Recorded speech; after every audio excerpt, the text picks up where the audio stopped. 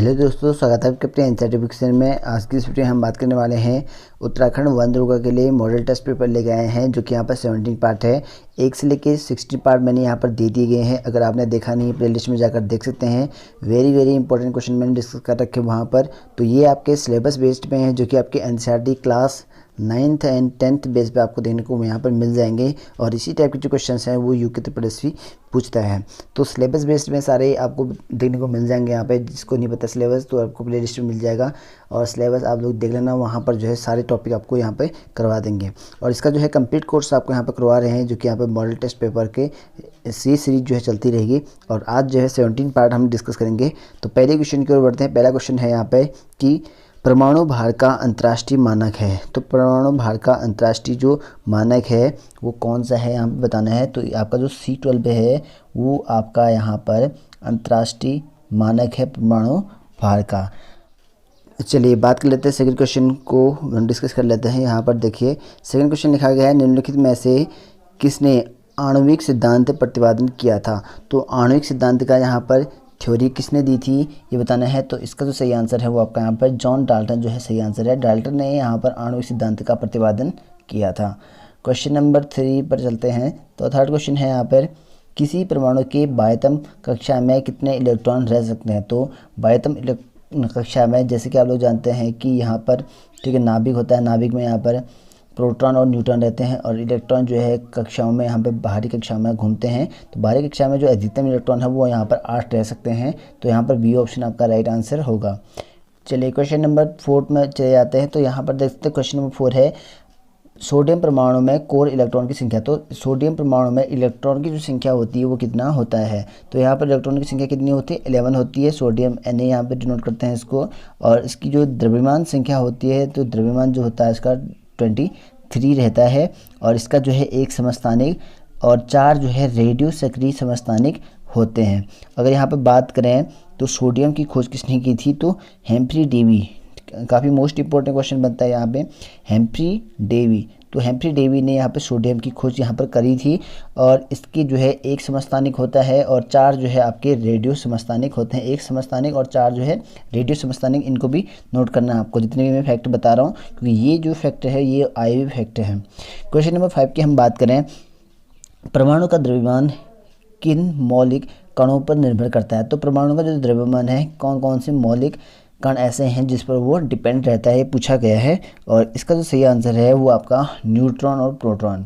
ठीक है, तो न्यूट्रॉन और प्रोटॉन पे रहता है। तो ये आपका सी ऑप्शन राइट आंसर हो जाएगा, न्यूट्रॉन और प्रोटॉन पे डिपेंड करता है।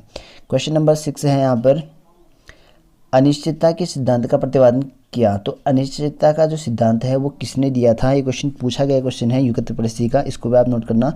ये किया गया आपका हाइजेनबर्ग ने। तो यहाँ पर हाइजेनबर्ग ने क्या किया था, अनिश्चितता का सिद्धांत प्रतिपादन किया था। तो ये ऑप्शन राइट आंसर हो जाएगा।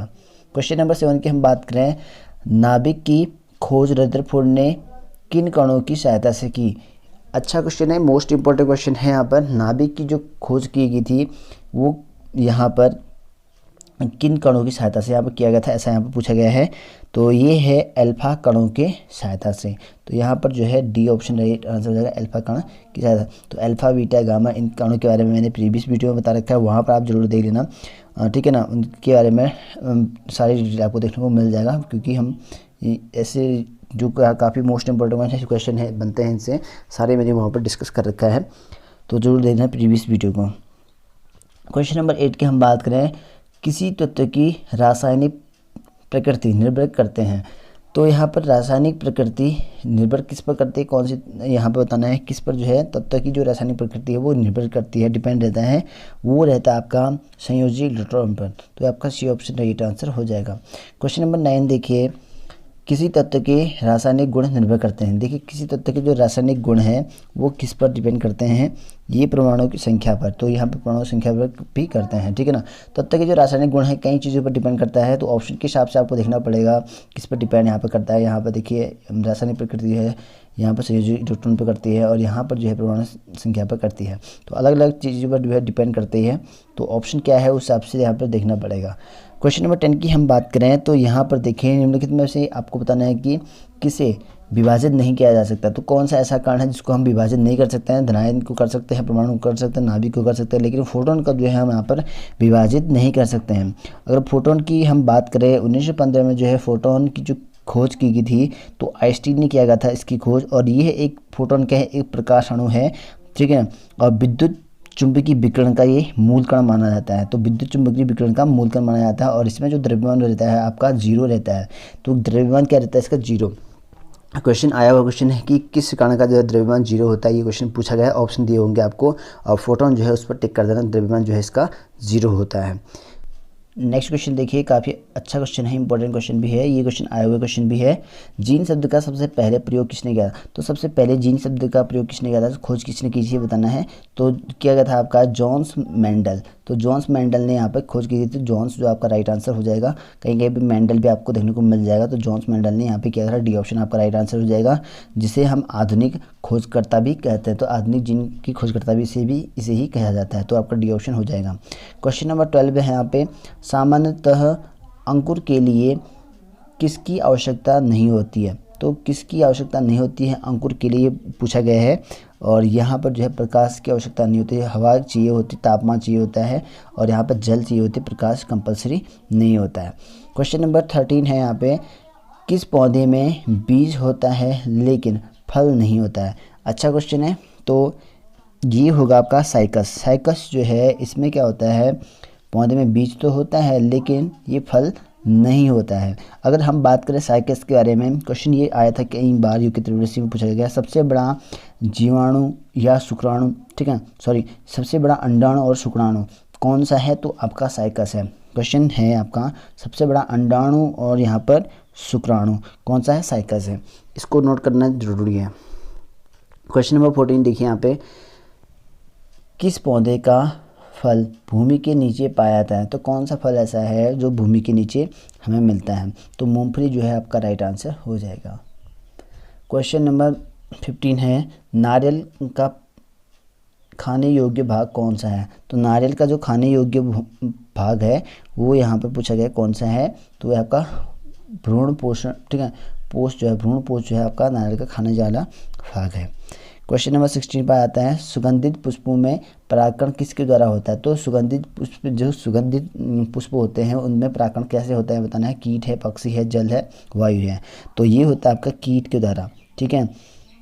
तो आपका यहाँ पर ए ऑप्शन राइट आंसर हो जाएगा। क्वेश्चन नंबर 17 है,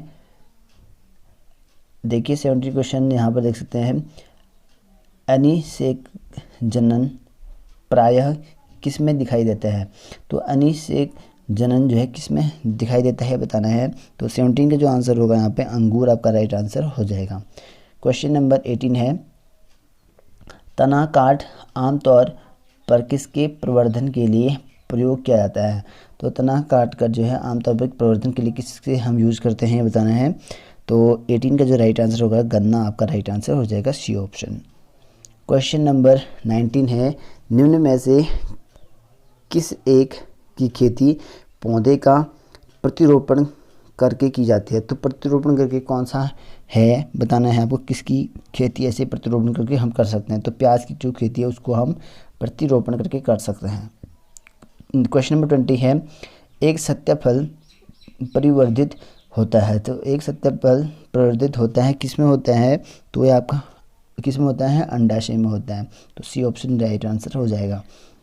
क्वेश्चन नंबर 21 है, ध्वनि नहीं गुजर सकती। तो ध्वनि किस में नहीं गुजरती है ये बताना है। तो निर्वात में ध्वनि नहीं गुजर सकती, तो आपका यहाँ पर बी ऑप्शन हो जाएगा। क्वेश्चन नंबर 22 है, ऊष्मा प्रवाह निम्नलिखित में से किसके अंतर का परिणाम है? तो ऊष्मा प्रवाह किसका परिणाम है ये बताना है। तो ऊष्मा प्रवाह जो है आपका किसका होगा? 22 का जो होगा यहाँ पे तो तापमान का होता है। तो यहाँ पर आपका बी ऑप्शन होगा। क्वेश्चन नंबर 23 है, ध्वनि का वेग अधिकतम होता है। तो ध्वनि का वेग किस में होता है? सबसे ज़्यादा लोहा है, वायु है, जल है, पारा है। तो किस में होगा? तो ठोसों में ध्वनि का वेग सबसे ज़्यादा होता है। तो ठोस कौन सा है यहाँ पे? तो लोहा आपका ठोस है। तो आपका ए ऑप्शन हो जाएगा। क्वेश्चन नंबर 24 है, जब ध्वनि तरंग चलती है तो वे अपने साथ क्या ले जाती हैं? तो ध्वनि तरंग जो है अपने साथ क्या ले जाती हैं ये बताना है। तो ध्वनि तरंग जो है अपने साथ ऊर्जा ले जाती है। तो आपका सी ऑप्शन हो जाएगा। क्वेश्चन नंबर 25 है, जब प्रकाश के लाल, हरा व नीला रंगों को समान अनुपात में मिलाया जाता है तो परिणामी रंग होगा। तो कौन सा रंग हो, अगर लाल, हरा, नीला रंग मिला दें कौन सा रंग बनेगा ये बताना है आपको। तो तब जो है आपका सफ़ेद रंग आपका बनेगा। तो यहाँ पर सी ऑप्शन होगा। क्वेश्चन नंबर 26 है, कैमरे में किस प्रकार का लेंस उपयोग में लाया जाता है। तो कैमरे में कौन सा लेंस यूज़ करते हैं बताना है। तो कैमरे में जो है आपका यहाँ पर उत्तल लेंस हम यूज़ करते हैं। तो उत्तल लेंस जो है कैमरे में हम करते हैं। तो अच्छा क्वेश्चन है, इसको नोट करना। उत्तल लेंस इस तरह का आपका लेंस होता है जो कि आपके किनारों में पतला होता है और बीच में यहाँ पर मोटा होता है, ठीक है। और लेंस के हम बारे में हम बात कर रहे हैं, ठीक है। उत्तल लेंस अगर बात करें तो ये 3 प्रकार के उत्तल लेंस होते हैं। उत्तल लेंस 3 प्रकार के होते हैं। एक तो यहाँ पर होता है विद्युतक होता है, अवतलोत्तल होता है और समतलोत्तल होता है। तो यहाँ पर 3 तरह के उत्तल होते हैं, ठीक है, यहाँ पर उत्तल लेंस के। क्वेश्चन नंबर 27 पर आ जाते हैं, नेत्रदान में दाता की आँख के किस हिस्से को प्रतिरोपित किया जाता है। तो जो नेत्रदान है तो कौन सा हिस्सा यहाँ पर देते हैं। तो ये आपका है, ठीक है, कौन सा होगा, कार्निया होगा। यहाँ पर कौन सा होगा, कार्निया, ठीक है। तो यहाँ पर कार्निया आपका राइट आंसर हो जाएगा इसका। तो यहाँ पे कार्निया हो जाएगा। क्वेश्चन नंबर 27 का कार्निया आपका राइट आंसर हो जाएगा। क्वेश्चन नंबर 28 है, यहाँ पे मनुष्य की आँख में प्रकाश तरंगें किस स्थान पर स्नायु उद्वेगों में परिवर्तित होती है। तो ये इसका जो सही आंसर होगा रेटिना आपका राइट आंसर हो जाएगा, बी ऑप्शन। क्वेश्चन नंबर 29 है, मायोपिया से क्या तात्पर्य है। तो मायोपिया जो होता है आपका क्या होता है, निकट दृष्टि दोष में आपका मायोपिया होता है, ठीक है।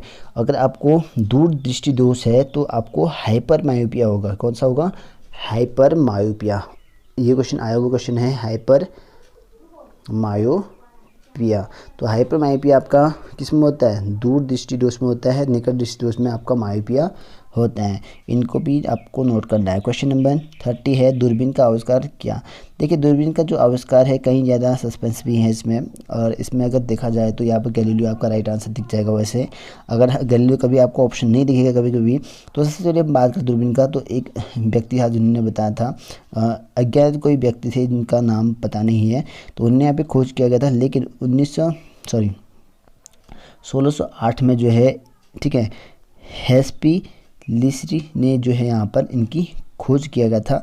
उनका जो यहाँ पर बनाया था दूरबीन था, अपना नाम यहाँ पर कर लिया गया था यहीं के यहाँ पे, और जो सरकार से अथॉरिटी थी वो भी ले रही थी। बाद में यहाँ पे अपना जो खुद का यहाँ पर दूरबीन बनाया था 1609 में, यहाँ पर गैलीलियो ने खुद का जो है दूरबीन बनाया गया था। तो इसी वजह से यहाँ पर दूरबीन का जो आविष्कारक माना जाता है गैलीलियो माना जाता है। तो आपका यहाँ पर सी ऑप्शन हो जाएगा। चलिए ये हो गया हमारा 30 क्वेश्चन। कमेंट करके जरूर बताना 30 में से आपके कितने राइट आंसर हो रखे हैं, तो आपकी जो तैयारी है वो कितना रहेगा। तो जैसे कि जानते हैं कि यहाँ पर आपको पेपर जल्दी देखने को मिल सकता है। जैसे यहाँ पर लॉकडाउन खुलेगा उसके 1-2 महीने के अंदर ही ये पेपर आपको हो जाएगा। तो इसलिए तैयार रहें इन चीज़ों के लिए, कभी भी पेपर आपका हो सकता है लॉकडाउन खुलने के बाद से। तो इस तरीके से क्वेश्चन पूछे जाते हैं, आप लोग यहाँ पर देख सकते हैं। और वीडियो को अच्छा लगता है तो प्लीज़ शेयर करना अपने दोस्तों के साथ, ताकि उनको भी बेनिफिट मिले। फिलहाल इस वीडियो में इतना ही, मिलते हैं नेक्स्ट वीडियो में। इस सीरीज हमारी चलती रहेगी कंटिन्यू।